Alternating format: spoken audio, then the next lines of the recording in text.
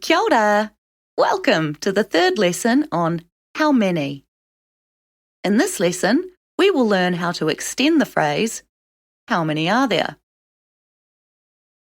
If you haven't already, I recommend watching the other two videos on how many, because this lesson uses knowledge from those lessons. We can add an action with e ana. For example, tokohia ngā tāngata e waiata ana.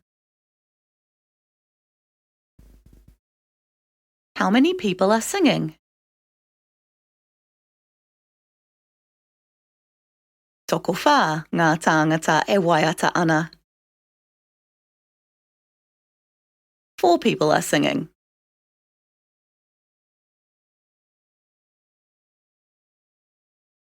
E hia ngā taonga tākaro e mānu ana. How many toys are floating? Te kau ngā taonga tākaro e mānu ana. 10 toys are floating. When we answer, it's possible to leave out the object and the verb, just like in English. For example, tokohia ngā tamariki e tangi ana. How many children are crying? Te kaumā tahi. 11. E hia ngā kuri e moe ana.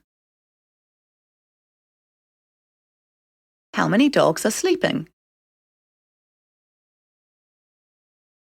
E rima. 5. Let's practice, while also learning some new words. We will translate questions from English to Māori. Tu means to stand. Tāne means man. How do you ask, how many men are standing?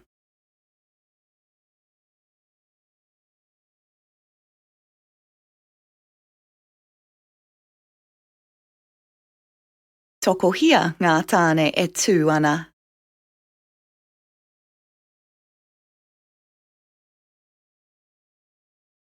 Taka means to fall. Poro means ball. How do you ask, how many balls are falling?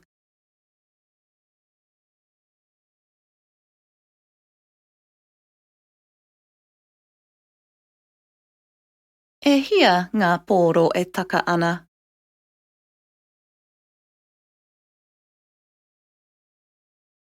Tipu means to grow. Puti puti means flower.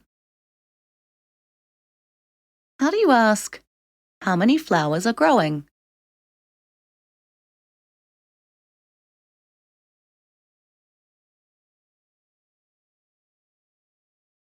E hia ngā puti puti e tipu ana. There you have it. Now you know how to extend the question, how many are there, with a verb in Māori. Ka kite!